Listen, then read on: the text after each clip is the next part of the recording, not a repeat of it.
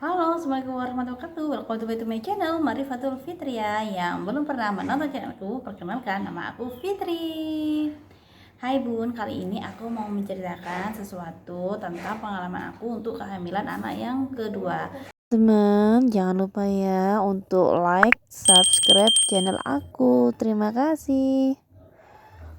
Jadi anak pertama itu aku tuh hamilnya itu melewati HPL ya Bun, karena aku itu lupa pada saat aku HPHP. Akhirnya itu prediksinya itu aku hitungannya itu lebih 1 bulan daripada HPL-nya anakku lahir itu. Jadi itu lebih 1 bulan baru anakku lahir dari HPL itu. Seharusnya 8 Desember, dia tuh lahir pada saat 4 Desember. Pengalaman buruknya itu kenapa ya Bun? Karena aku tuh benar salah untuk memilih provider untuk melahirkan aku, yaitu bidan. Karena itu aku tinggalnya di desa, jadi otomatis aku itu harus laporan di bidan desa begitu ya Bun. Untuk mencatat imunisasi di posyandu ataupun puskesmas di desa aku. Dan ternyata sekarang itu memang nggak tahu ya karena apa ya, saya itu sering banget melahirkan itu dengan cara sesar bukan normal. Entah itu karena kesehatan, entah itu karena pokoknya kebanyakan itu rata-rata itu semuanya, hampir semuanya itu di desaku lahirannya itu benar-benar secara sesar, sedangkan aku tuh pengen banget secara normal karena pemulihnya lebih cepat juga. Karena itu aku pengen merasakan apa ya, secara alami untuk melahirkan supaya anakku ini lahirnya itu normal-normal aja Bun. Jadi pengen merasakan benar-benar lahiran normal, dan suami aku, keluarga aku tuh juga mendukung banget aku lahiran normal. Jadi anak pertama ini kan aku lebih dari 1 bulan HPL ya Bun. Nah itu aku itu disuruh induksi karena itu sudah kelebihan dari 2 minggu dari prediksinya dia. Sedangkan dari hasil USG itu, USG-nya itu aku tuh masih akhir Desember untuk melahirkan atau awal Januari. Berhubung HPHT-nya lupa, jadi aku itu lebih 2 minggu. Jadi emang diharuskan untuk induksi. Jadi aku tuh disuruh USG di salah satu rumah sakit swasta, dan hasilnya itu benar-benar sangat mencengangkan. Aku mengalami pengampuran plasenta. Untuk ketubannya itu masih cukup, cuma bayiku sudah 3,3 kilogram. Jadi otomatis aku disuruh menginap di sana untuk observasi supaya diinduksi, karena itu sudah pengampuran plasenta. Karena kalau pengampuran plasenta terjadi itu akan menghambat asupan nutrisi pada janin aku nggak langsung tanda tangan Bun, karena waktu itu aku berangkat sama suami aku. Jadi aku tuh pulang dulu, minta persetujuan dari orang tua aku, dan benar di luar dugaanku ya Bun, aku tanda tangan penolakan itu. Aku dimarahin banget sama bidan desaku, karena ya itu karena takut. Dia bilangnya nggak takut kah anakmu begini begini begini dan begitu begitu. Sedangkan waktu dicek CTG pun itu hasilnya benar-benar aku masih normal, kesehatanku masih bagus, dan aku tidak mengalami preeklamsia ataupun tekanan darah tinggi. Akhirnya aku mengalami penolakan, tapi aku diintervensi terus, disuruh cepat-cepat induksi karena takutnya kenapa-napa janin aku. Tapi aku yakin aku bisa lahiran normal karena aku sering banget Bun lihat mengedukasi diriku sendiri tuh dari video YouTube, dari lihat bidan kita yang di YouTube, di Instagram, lihat YouTube-nya ini yang benar-benar pro normal ya Bu.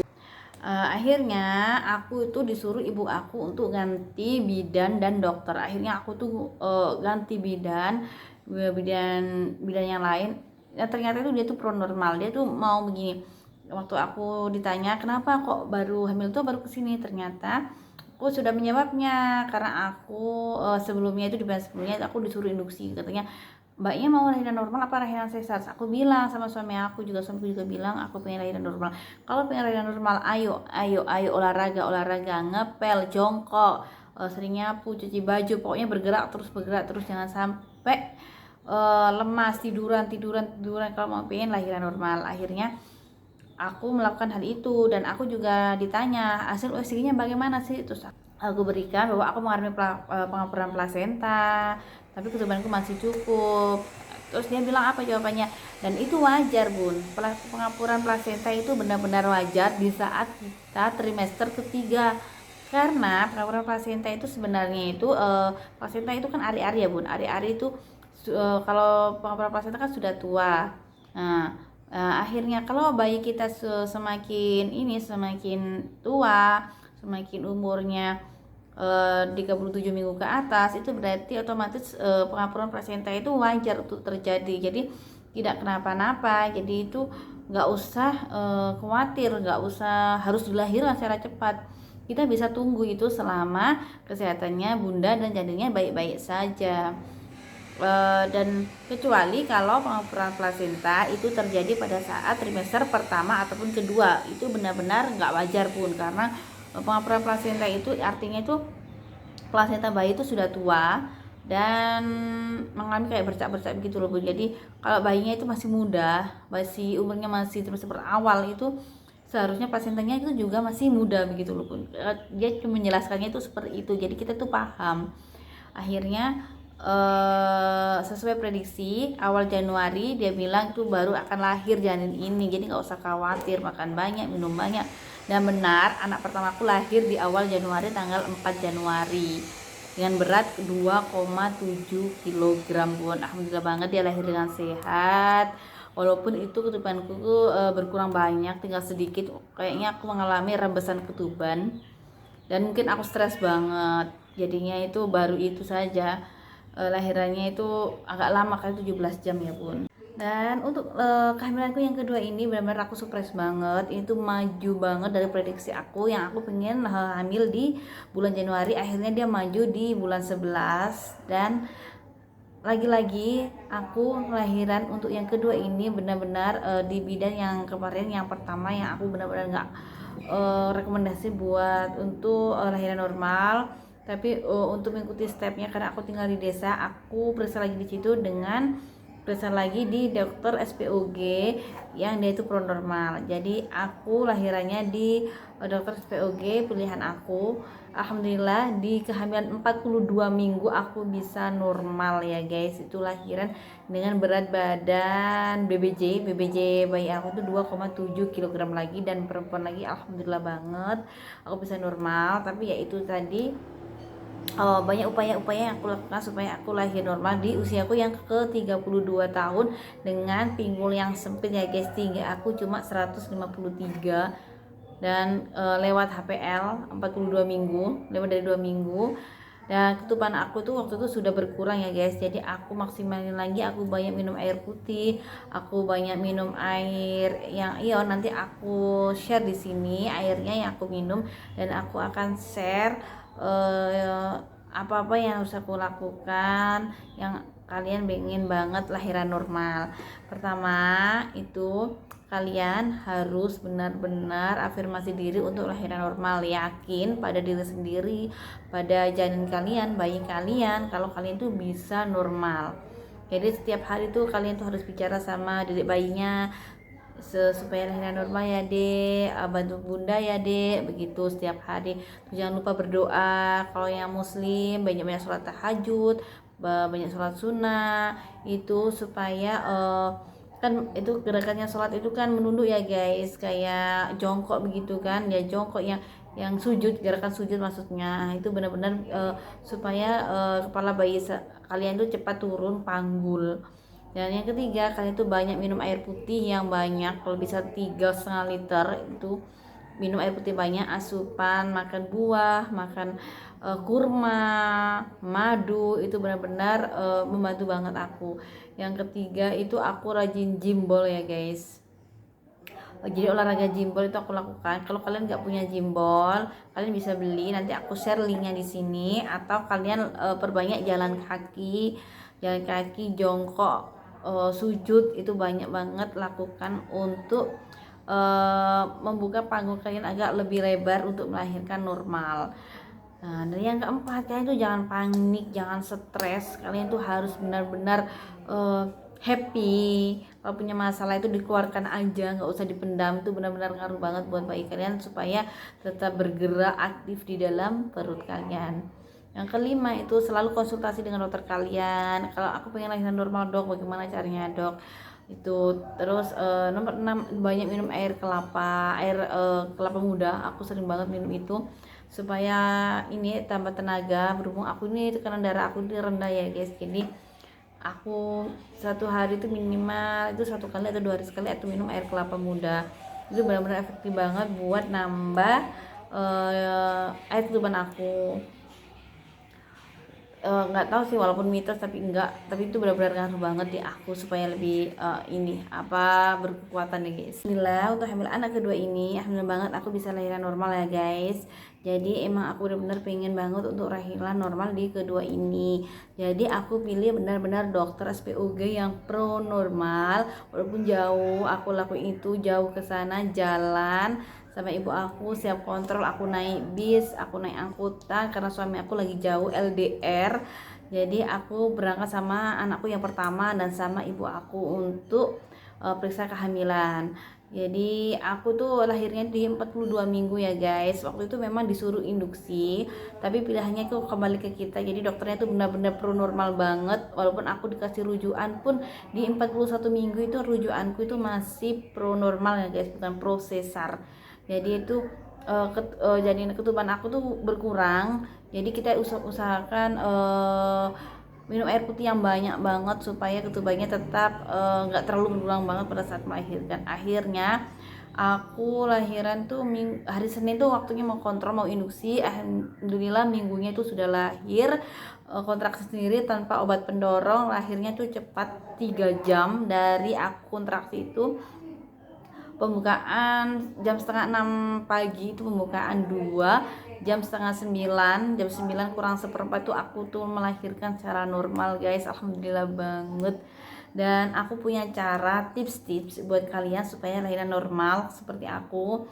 Siapa tahu ini benar-benar bermanfaat buat kalian, dan aku akan kasih link ini link YouTube, link Instagram ataupun itu yang bikin kalian tuh lebih tenang lahiran normal sesuai keinginan kalian, doa-doa kalian.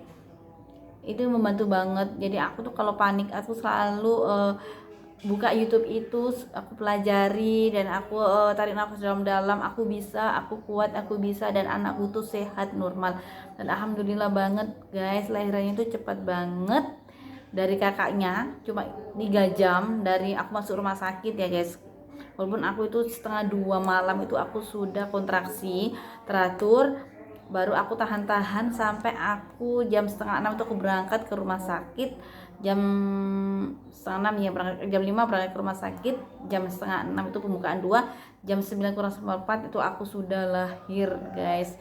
Karena di sini nakesnya itu nggak bisa kayak tiup-tiup, padahal aku pengen banget lahirnya itu tanpa robekan, tapi ujungnya dirobek juga, dijahit juga, tidak apa-apa, yang penting aku bisa melahirkan dengan normal.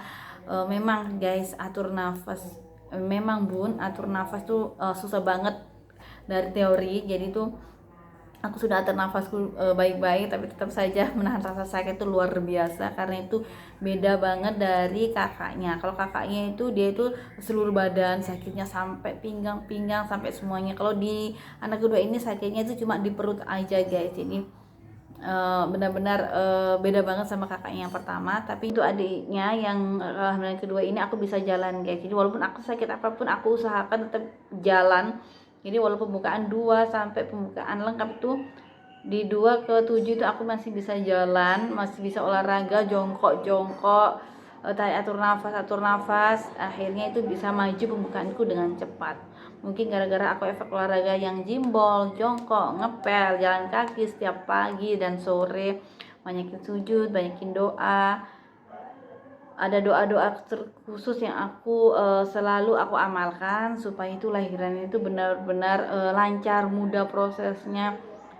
Nanti aku juga akan share di sini doa-doa apa saja yang harus kita ini baca, yang harus kita amalkan saat kita mau lahiran normal ya guys.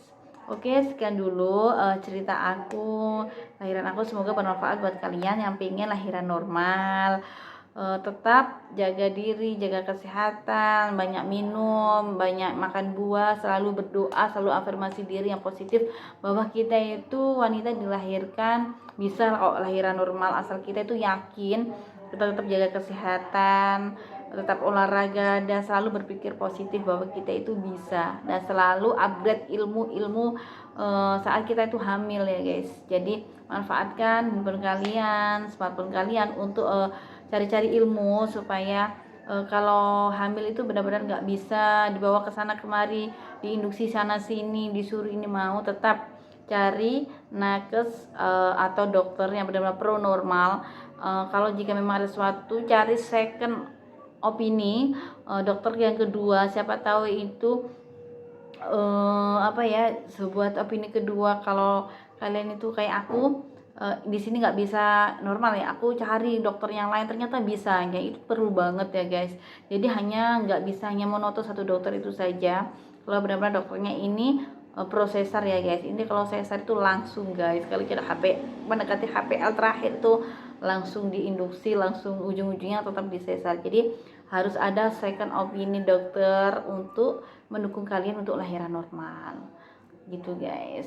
Saya doakan bunda-bunda yang lagi pengen lahiran normal, lagi mendaki HPL, tetap tenang tanpa stres ya bun. Tetap berdoa, tetap afirmasi diri, bicara sama dedek banyak, kita bisa lahiran normal ya dek. Oke guys, terima kasih yang udah nonton video aku. Jangan lupa untuk like dulu, subscribe dulu channel aku, dan komentar di sini aku akan balas. Dan sampai jumpa. Assalamualaikum warahmatullahi wabarakatuh. Terima kasih. Bye.